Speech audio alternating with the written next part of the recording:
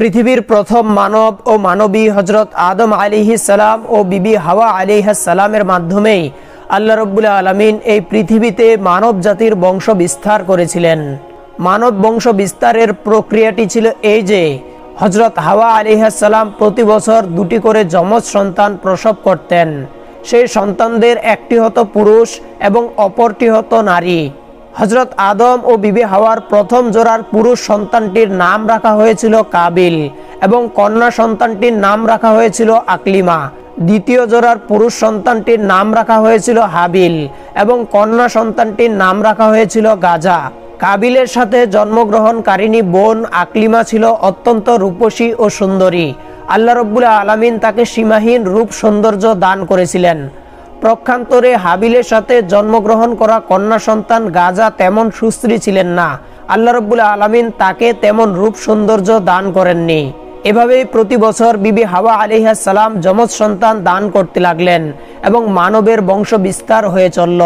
তাদের প্রথম 2 জোড়া সন্তানগুলি যখন বিবাহের বয়সে উপনীত হলেন তখন আল্লাহ রাব্বুল আলামিন একটি বিশেষ নির্দেশ নিয়ে জিবরাইল আলাইহিস সালামকে আদম আলাইহিস সালামের কাছে প্রেরণ করলেন।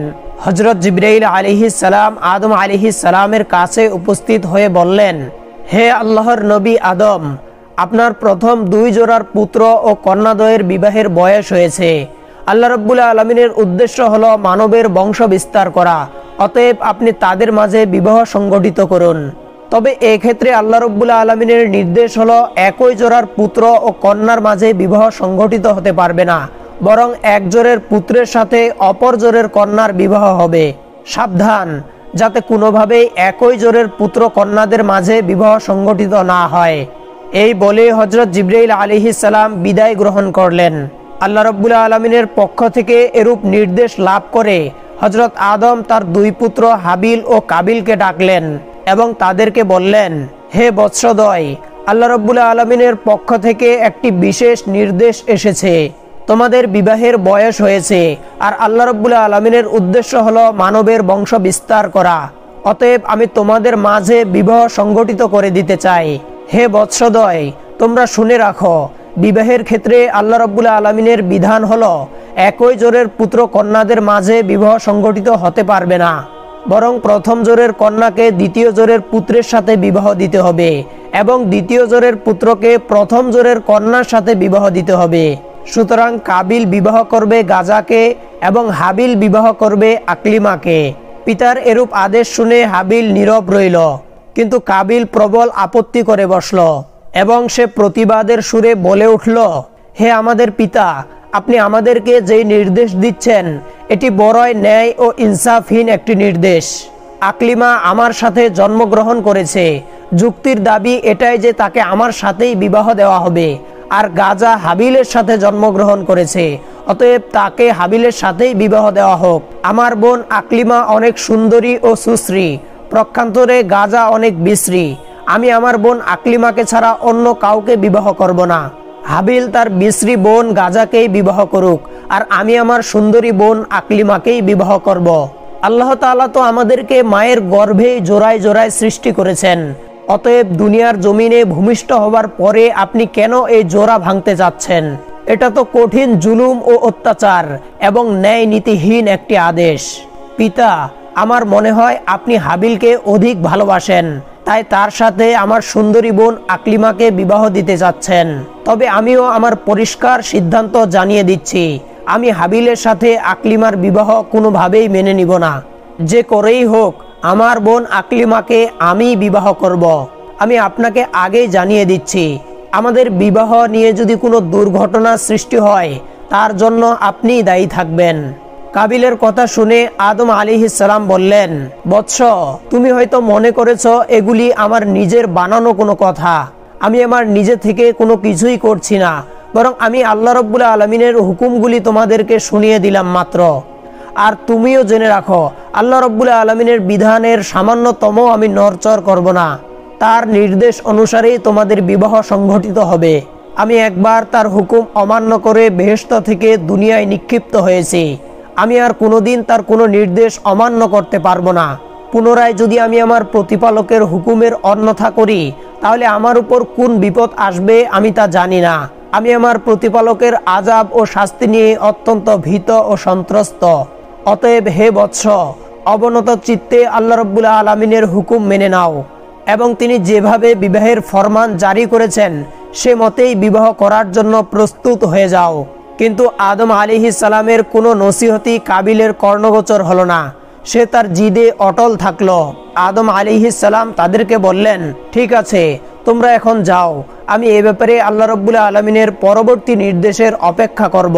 অতঃপর আল্লাহ রাব্বুল আলামিনের নির্দেশ আমি তোমাদেরকে জানিয়ে দিব। এরপর হযরত আদম আলাইহিস সালাম আল্লাহ রাব্বুল আলামিনের দরবারে দোয়া করলেন, হে মাবুদ, আমার সন্তানদের বিবাহের ব্যাপারে যে ফিতনা সৃষ্টি হয়েছে তা তুমি সবকিছুই দেখেছ। অতএব আমাকে এই ব্যাপারে একটি উত্তম ফয়সালা দান করুন, যাতে করে প্রত্যক্ষভাবে তারা এর একটি প্রমাণ পেতে পারে। হযরত আদম আলাইহিস সালামের দোয়ার পরিপ্রেক্ষিতে আল্লাহ রাব্বুল আলামিনের নির্দেশ নিয়ে জিবরাইল আলাইহিস সালাম তার কাছে আগমন করলেন এবং তিনি বললেন, হে আদম, আপনি আপনার পুত্রদ্বয়কে কুরবানি করার নির্দেশ দিন। তারা তাদের কুরবানি নিয়ে পাহাড়ে রেখে আসবে। যার কুরবানি কবুল করা হবে সেই আকলিমাকে বিবাহ করবে। আল্লাহ রাব্বুল আলামিনের পক্ষ থেকে এরূপ নির্দেশ পেয়ে হযরত আদম আলাইহিস সালাম পুনরায় তার পুত্রদেরকে ডাকলেন এবং তিনি তাদেরকে বললেন, হে বৎসদ্বয়, আল্লাহ রাব্বুল আলামিনের নির্দেশ হলো তোমরা দুজনে কুরবানি করবে এবং তোমাদের কুরবানি পাহাড়ের উপর রেখে আসবে। যার কুরবানিকে আল্লাহ রাব্বুল আলামিন কবুল করবেন সেই আকলিমাকে বিবাহ করতে পারবে। অতএব যাও, তোমরা তোমাদের কুরবানি পাহাড়ের উপর রেখে আসো। হযরত আদম আলাইহিস সালামের যুগে কুরবানির নিয়ম ছিল কুরবানির বস্তু পাহাড়ের উপর রেখে আসা হতো। আল্লাহ রাব্বুল আলামিন যার কুরবানি কবুল করতেন তার কুরবানি আগুন এসে জ্বালিয়ে দিত, আর এটিই ছিল কুরবানি কবুল হওয়ার নিদর্শন বা আলামত। পিতার নির্দেশ পেয়ে হাবিল ও কাবিল তাদের নিজ নিজ মাল থেকে কুরবানির বস্তু সংগ্রহের জন্য চলে গেল। কাবিল ছিল কৃষক, সে কৃষিকাজ করে শস্য উৎপন্ন করত। সুতরাং সে তার কৃষি পণ্যের মাধ্যমে কুরবানির সামগ্রী সংগ্রহের জন্য মনস্থির করল। পক্ষান্তরে হাবিল ছিল একজন মেষ পালক। সে মেষ চড়িয়েই জীবিকা উপার্জন করত। তাই সে তার মেষগুলির থেকে আল্লাহ রাব্বুল আলামিনের রাস্তায় একটি মেষকে কুরবানির জন্য মনস্থির করল।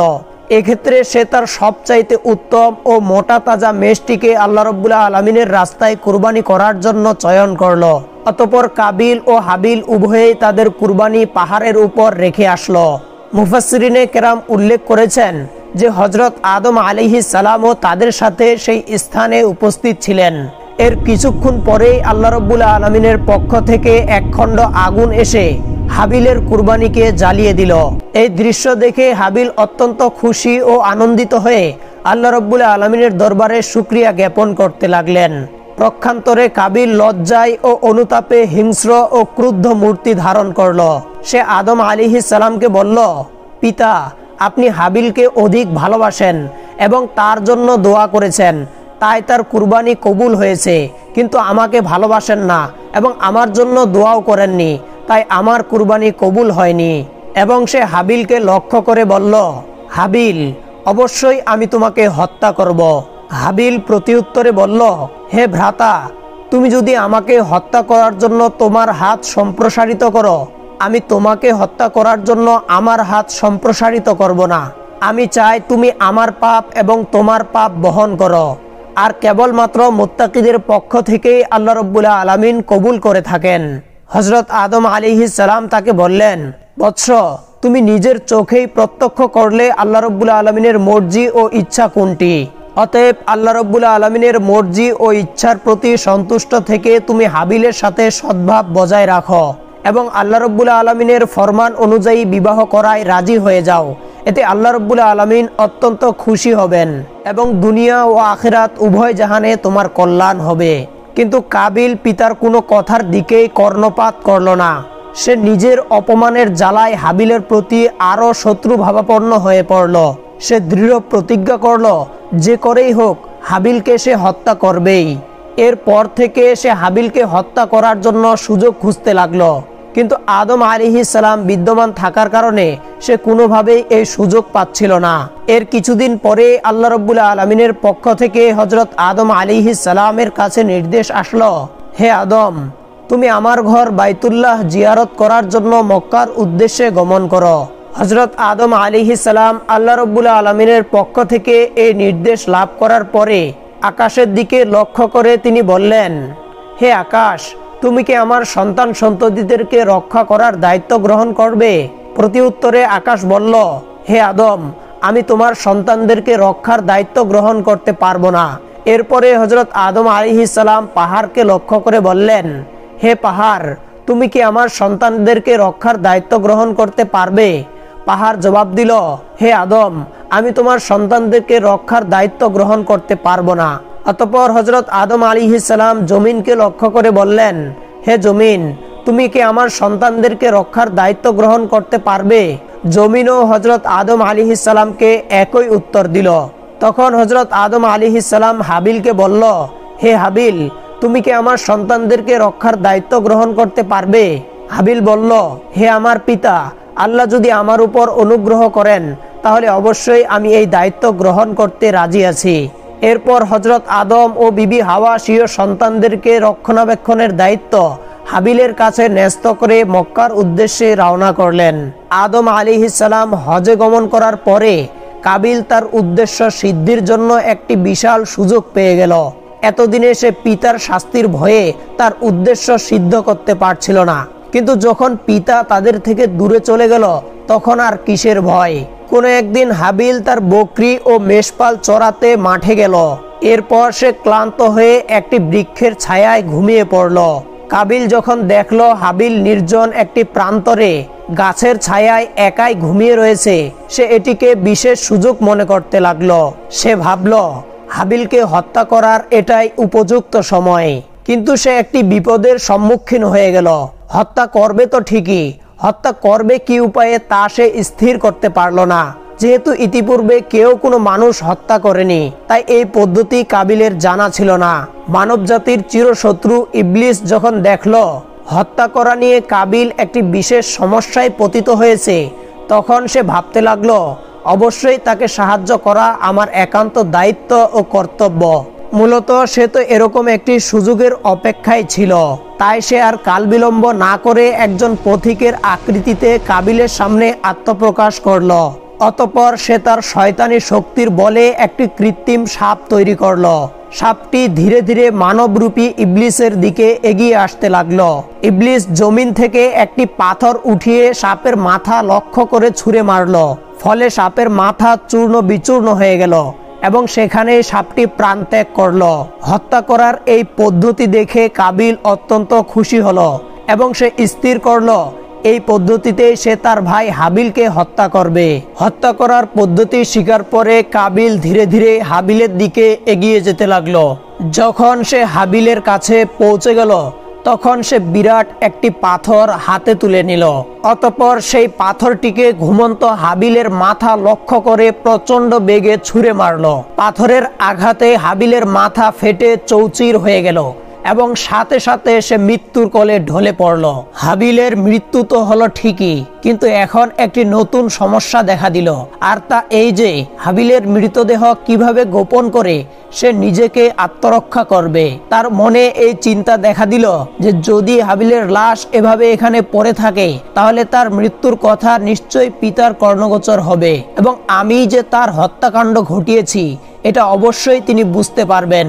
সুতরাং হাবিলের মৃত্যুর খবর কিছুতেই যাতে পিতার কানে না পৌঁছে এবং তার লাশেরও যাতে তিনি সন্ধান না পান, এজন্য তার লাশ গোপন করা দরকার। কিন্তু কাবিল বুঝতে পারছিল না কিভাবে তার ভাই হাবিলকে সে দাফন করবে, যেহেতু ইতিপূর্বে এই কাজ পৃথিবীর কোনো মানুষই করেননি। তাই কাবিল তার ভাই হাবিলের মৃত লাশটি কাঁধে নিয়ে এদিক সেদিক ঘুরতে লাগলো আর সে ভাবতে লাগলো কিভাবে এই লাশটি গোপন করা যায়।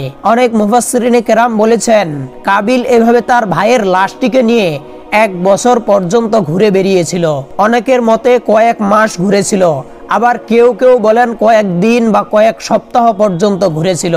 সঠিক ব্যাপারটি আল্লাহ রাব্বুল আলামিনই ভালো জানেন।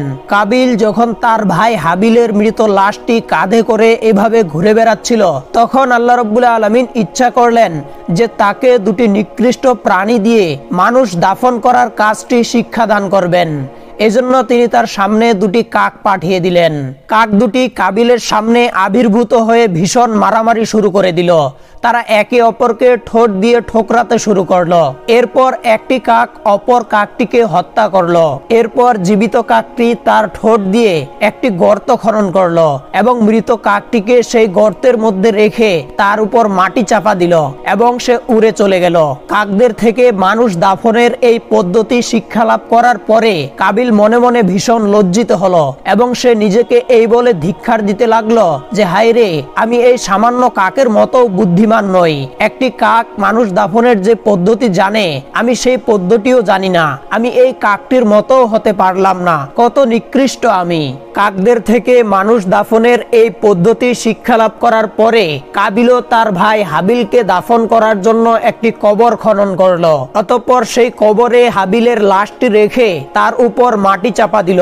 হাবিলের দাস লাফন করার পরে সে একেবারে নিশ্চিন্ত হয়ে গেল এবং মনে মনে ভাবতে লাগলো যে করেই হোক এই বিপদ থেকে আমি নিষ্কৃতি লাভ করলাম। এখন আর আমাকে থামাই কে? আকলিমাকে তো আমিই বিবাহ করব। এসব ভাবতে ভাবতে সে পথ চলছিল আর অপেক্ষা করছিল কখন সে বাড়িতে গিয়ে পৌঁছাবে। এমনই সময় আল্লাহ রাব্বুল আলামিন জমিনকে নির্দেশ দিলেন, হে জমিন, তুমি কাবিলের দেহ হাঁটু পর্যন্ত গ্রাস করে ফেলো। তাকে নাড়াচাড়া করতে দিও না। সে তার নিজের ভাইকে হত্যা করে মহা পাপীতে পরিণত হয়েছে। জমিন সাথে সাথে আল্লাহ রাব্বুল আলামিনের নির্দেশ পালন করলো এবং কাবিলকে হাঁটু পর্যন্ত গ্রাস করে ফেললো। হতভাগ্য কাবিল আর তার পা টেনে জমিন থেকে তুলতে পারলো না। সে বুঝতে পারলো এই শাস্তি আল্লাহ রাব্বুল আলামিনের পক্ষ থেকেই এসেছে। এই কথা বুঝতে পেরে সে আল্লাহ রাব্বুল আলামিনের দরবারে কাকতি মিনতি করে বলতে লাগলো, হে মাবুদ, ইবলিস গুনাহ করে তোমার দরবার থেকে বিতাড়িত হয়েছিল মাত্র, কিন্তু জমিন তাকে এভাবে গ্রাস করেনি। আমার অপরাধ কি ইবলিসের অপরাধের চেয়েও বড় যে জমিন আমাকে এভাবে গ্রাস করে নিল? আল্লাহর পক্ষ থেকে তাকে জবাব দেওয়া হলো, ওরে দুরাচার, সে যত বড় অপরাধী করুক না কেন, সে নিজের হাতে নিজের ভাইকে হত্যা করেনি। কাবিল আবার বলল, হে মাবুদ, আমার পিতাও তো বেহেশতে অবস্থানকালে তোমার হুকুম অমান্য করে বড় গুনাহ করেছিল। তাকে তুমি শাস্তি দিয়েছো বটে, কিন্তু তাকেও তো জমিন এভাবে গ্রাস করেনি। আল্লাহর তরফ থেকে জবাব আসলো, হে নিষ্ঠুর, তোমার পিতা আমার আদেশ অমান্য করে অন্যায় করেছিল নিজের প্রতি, কিন্তু তুমি এমন অপরাধ করেছ যা দ্বারা অন্যের হক নষ্ট হয়েছে। তুমি অন্যের প্রতি অবিচার করেছ, সুতরাং তোমার অপরাধ সর্বাপেক্ষা গুরুতর। এরপর আল্লাহ রাব্বুল আলামিন জমিনকে নির্দেশ দিলেন, হে জমিন, তুমি কাবিলের দেহকে তার বুক পর্যন্ত গ্রাস করে ফেলো। সাথে সাথে জমিন আল্লাহ রাব্বুল আলামিনের হুকুম পালন করলো এবং কাবিলের দেহকে বুক পর্যন্ত গ্রাস করে ফেললো। তখন কাবিল ভয়ে দিশেহারা হয়ে ব্যাকুল ভাবে আল্লাহর দরবারে মিনতি জানাতে লাগলো, হে দয়াময় প্রভু, আমি না বুঝে ইবলিসের প্ররোচনায় পড়ে আমার ভাই হাবিলকে হত্যা করেছি এবং আমি মহা অন্যায় করেছি। সত্যি এর চেয়ে বড় অন্যায় আর কিছুই নেই। কিন্তু হে দয়াময়, তোমার কৃপা অপরিসীম, তুমি সবকিছুই ক্ষমা করে দিতে পারো। হে আল্লাহ, আমি আমার পিতার নিকট শুনেছি যে তার গুনাহটি তোমার প্রিয় হাবিব মুহাম্মদ সাল্লাল্লাহু আলাইহি ওয়াসাল্লামের উসিলায় ক্ষমা করেছিলেন। আমাকেও তুমি তোমার সেই মহান হাবিবের বরকত ও উসিলায় ক্ষমা প্রদর্শন করো। এবার আল্লাহ রাব্বুল আলামিন তার প্রিয় হাবিবের সম্মান ও ইজ্জত রক্ষার তাগিদে জমিনকে বললেন, হে জমিন, তুমি কাবিলকে ছেড়ে দাও। কাবিল জমিনের কবল থেকে মুক্তি লাভ করার পরে ভাবতে লাগলো, যেভাবেই হোক এই বিপদ থেকে আমি রক্ষা পেলাম, এবার আর আমাকে ঠেকায় কে? আকলিমাকে তো আমিই বিবাহ করব। কাবিল এই কথা চিন্তা করার সাথে সাথে আল্লাহ রাব্বুল আলামিনের একজন আযাবের ফেরেশতা এসে তাকে পাকড়াও করলো এবং তাকে একটি পাহাড়ে বন্দী করে তার মাথায় একটি পাথর দ্বারা আঘাত করলো, আর সাথে সাথে কাবিলের মৃত্যু হয়ে গেল এবং আল্লাহ রাব্বুল আলামিন পুনরায় তাকে জীবিত করে দিলেন। পুনরায় সেই ফেরেশতা তার মাথায় পাথর দ্বারা আঘাত করলো এবং পুনরায় সে মৃত্যুবরণ করলো। বলা হয়ে থাকে কিয়ামত পর্যন্ত এই ফেরেশতা কাবিলকে এভাবে শাস্তি দিতে থাকবে। সহিহ মুসলিম শরীফে রাসূল পাক সাল্লাল্লাহু আলাইহি ওয়াসাল্লামের পক্ষ থেকে একটি হাদিস বর্ণিত হয়েছে। রাসূল আকরাম সাল্লাল্লাহু আলাইহি ওয়াসাল্লাম বলেছেন, কিয়ামত পর্যন্ত যত অন্যায় হত্যাকাণ্ড ঘটবে সেই পাপের একটি অংশ আদম আলাইহিস সালামের পুত্র কাবিলের আমলনামায় লেখা হবে, কেননা সেই প্রথম ব্যক্তি যে হত্যার মতো ভয়ঙ্কর এই পাপ কাজকে পৃথিবীর জমিনে চালু করেছিল। কাবিল যখন হাবিলকে হত্যা করেছিল তখন আদম আলাইহিস সালাম হজ আদায়ের জন্য মক্কা শরীফে ছিলেন। আদম আলাইহিস সালাম দেশে ফিরে এসে হাবিলের সন্ধান না পেয়ে তার সন্তানদের কাছে জিজ্ঞাসা করলেন, হে বৎসরা, তোমরা কি তোমাদের ভাই হাবিলের কোনো সন্ধান জানো? আমি তাকে দেখছি না কেন? আদম আলাইহিস সালামের সন্তানেরা তাকে উত্তর দিল, হে পিতা, আপনি হজ করতে যাওয়ার কিছুদিন পর থেকেই আমরা আমাদের ভাই হাবিল ও কাবিল দুজনকেই দেখছি না। আমরা তাদেরকে অনেক খোঁজ করেছি, কিন্তু তাদের কোনো সন্ধান পাইনি। আমরা জানি না তারা কোথায় আছে, কি করছে। তাদের কথা শুনে আদম আলাইহিস সালাম বুঝতে পারলেন অবশ্যই কাবিল হাবিলকে হত্যা করেছে, আর সে তো তাকে ইতিপূর্বেই হত্যার হুমকি দিয়ে রেখেছিল। আর এই দ্বন্দ্বের একমাত্র কারণ যে তার কুপুত্র কাবিলের অন্যায় জেদি ছিল তা তিনি জানতেন। সুতরাং কাবিলের কারণে তার মনে কোনরূপ দুঃখ হলো না, কিন্তু হাবিলকে হারিয়ে তিনি একেবারে শোকাকুল হয়ে পড়লেন। অতঃপর তিনি আল্লাহ রাব্বুল আলামিনের দরবারে কাঁদতে কাঁদতে প্রার্থনা করলেন, হে আল্লাহ, হাবিলকে যদি হত্যা করা হয়ে থাকে তবে তার কবর এবং মৃত লাশের চিহ্নটুকু তুমি আমাকে দেখিয়ে দাও, তাতেও আমি শান্তি পাবো। আদম আলাইহিস সালামের এই দোয়ার পরিপ্রেক্ষিতে আল্লাহ রাব্বুল আলামিন তাকে জানিয়ে দিলেন, হে আদম, তোমার কুপুত্র কাবিল তোমার সন্তান হাবিলকে হত্যা করেছে। এজন্য কিয়ামত পর্যন্ত তাকে এই পাপের শাস্তি ভোগ করতে হবে, এবং পৃথিবীতে তোমার যত সন্তানই অন্যায়ভাবে হত্যাকাণ্ড সংঘটিত করবে সেই হত্যাকাণ্ডের পাপের একটি অংশ তোমার কুপুত্র কাবিলের আমলনামায় লিপিবদ্ধ করা হবে। অতঃপর আল্লাহ রাব্বুল আলামিন তাকে হাবিলের মৃত্যুর জায়গা ও তার কবর সম্পর্কে জানিয়ে দিলেন। আল্লাহ রাব্বুল আলামিনের পক্ষ থেকে এই সংবাদটি জানার পরে আদম আলাইহিস সালাম সেই স্থানে গেলেন এবং তিনি কবর থেকে হাবিলের লাশটি উঠিয়ে দেখলেন তার মাথা চূর্ণ বিচূর্ণ করে দেওয়া হয়েছে এবং তার সারা শরীর এখনো রক্তে রঞ্জিত হয়ে রয়েছে। তখন হযরত আদম আলাইহিস সালাম হাবিলের লাশটিকে বাড়িতে নিয়ে আসলেন। পুত্রের এই অবস্থা দেখে বিবি হাওয়াও কাঁদতে কাঁদতে অস্থির হয়ে গেলেন। অতঃপর তারা সিদ্ধান্ত নিলেন হাবিলের লাশটিকে একটি সন্দুকে করে তাদের কাছেই রেখে দিবেন। তাদের এই চিন্তা করার পরে জিবরাইল আলাইহিস সালাম আল্লাহ রাব্বুল আলামিনের হুকুম নিয়ে তাদের কাছে এসে বললেন, হে আদম ও হাওয়া, আপনারা যে সিদ্ধান্তটি নিয়েছেন এটি আল্লাহ রাব্বুল আলামিনের সিদ্ধান্ত নয়। কোনো মৃত মানুষকে আপনারা আপনাদের কাছে রেখে দিতে পারেন না, বরং আল্লাহ রাব্বুল আলামিনের হুকুম হলো তাকে আপনারা উত্তম রূপে গোসল করিয়ে জমিনে পুনরায় দাফন করে দিন। জিবরাইল আলাইহিস সালামের পরামর্শে আদম আলাইহিস সালাম পুনরায় তার পুত্র হাবিলের লাশটিকে উত্তম রূপে কাফনের কাপড় পরিধান করিয়ে দাফন করে দিলেন।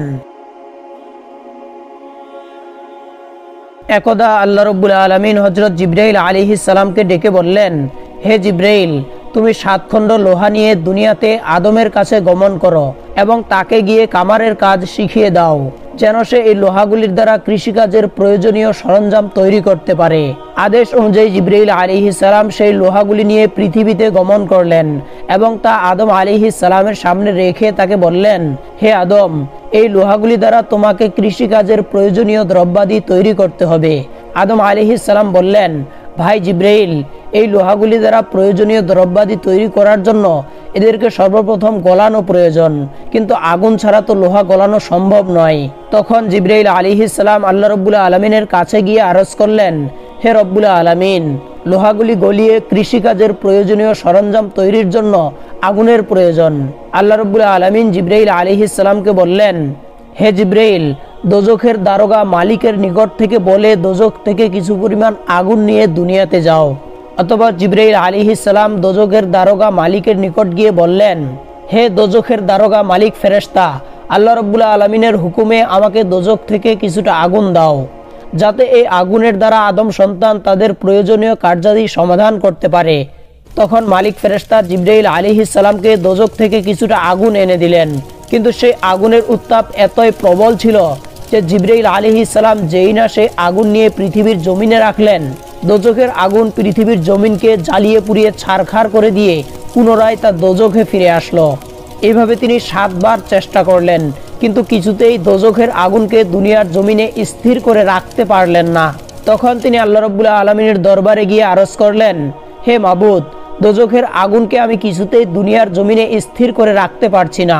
দোজখের আগুন দুনিয়ার জমিন জ্বালিয়ে পুড়িয়ে ছারখার করে দিয়ে পুনরায় দোজখে ফিরে আসছে। তখন আল্লাহ রাব্বুল আলামিন জিবরাইল আলাইহিস সালামকে বললেন, জিবরাইল, তুমি 7 সমুদ্রের পানি দিয়ে দোজখের আগুনকে ধৌত করো। আল্লাহ রাব্বুল আলামিনের নির্দেশ মতো জিবরাইল আলাইহিস সালাম দোজখের আগুনকে 7 সমুদ্রের পানি দিয়ে অসংখ্য বার ধৌত করলেন। ফলে দোজখের আগুনের উত্তাপ কিছুটা কমে আসলো এবং তার রং পরিবর্তন হয়ে গেল। অবশেষে তা দুনিয়াতে ব্যবহারের উপযুক্ত হয়ে উঠল। অতঃপর সে আগুন নিয়ে জিবরাইল আলাইহিস সালাম আদম আলাইহিস সালামের কাছে সমর্পণ করলেন। এভাবে আগুনের ব্যবস্থা হওয়ার পরে ফেরেশতা জিবরাইল আলাইহিস সালামের মাধ্যমে আদম আলাইহিস সালাম লোহা দ্বারা কৃষিকাজের প্রয়োজনীয় দ্রব্যাদি তৈরি করলেন। লোহার দ্রব্যাদি তৈরি করার পরে আল্লাহ রাব্বুল আলামিনের নির্দেশে জিবরাইল আলাইহিস সালাম আদম আলাইহিস সালামকে 2টি গরু ও কিছু গম দিয়ে বললেন, হে আদম, বেহেশতে থাকতে যেমন বিনা পরিশ্রমে ও অনায়াসে আপনি খাদ্য পেয়েছেন, দুনিয়াতে সেটা সম্ভব নয়, বরং এখানে কঠিন পরিশ্রম ও কষ্টের মাধ্যমে খাটুনি খেটে খাদ্য উপার্জন করতে হবে।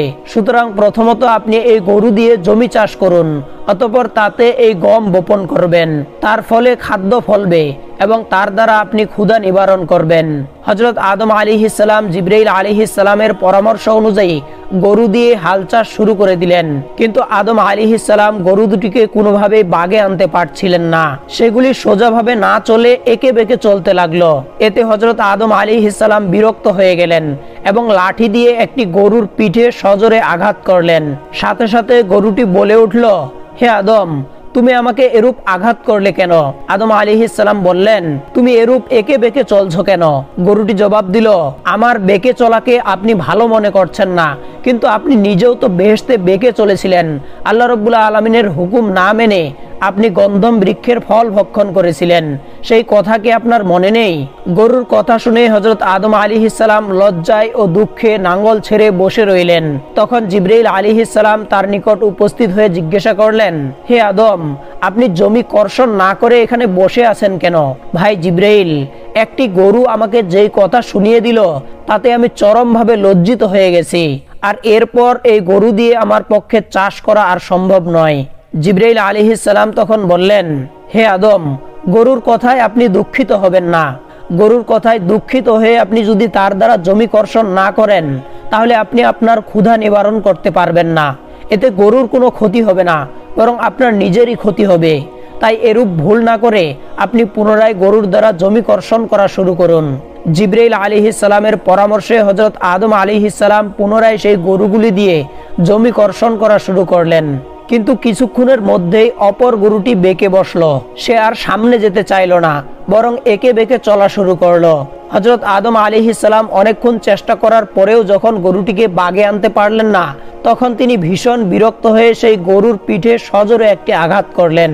সঙ্গে সঙ্গে গরুটির 2 চোখ দিয়ে অশ্রুর ধারা প্রবাহিত হতে লাগলো এবং সে আকাশের দিকে তাকিয়ে আল্লাহ রাব্বুল আলামিনের কাছে করুণভাবে মুনাজাত করলো, হে আল্লাহ, সামান্য একটু দোষের বিনিময়ে তোমার আদম আমাকে করুণভাবে প্রহার করছে, তুমি এর বিচার করো। গরুর এই মুনাজাত শুনে আদম আলাইহিস সালামের মনে দয়া হলো।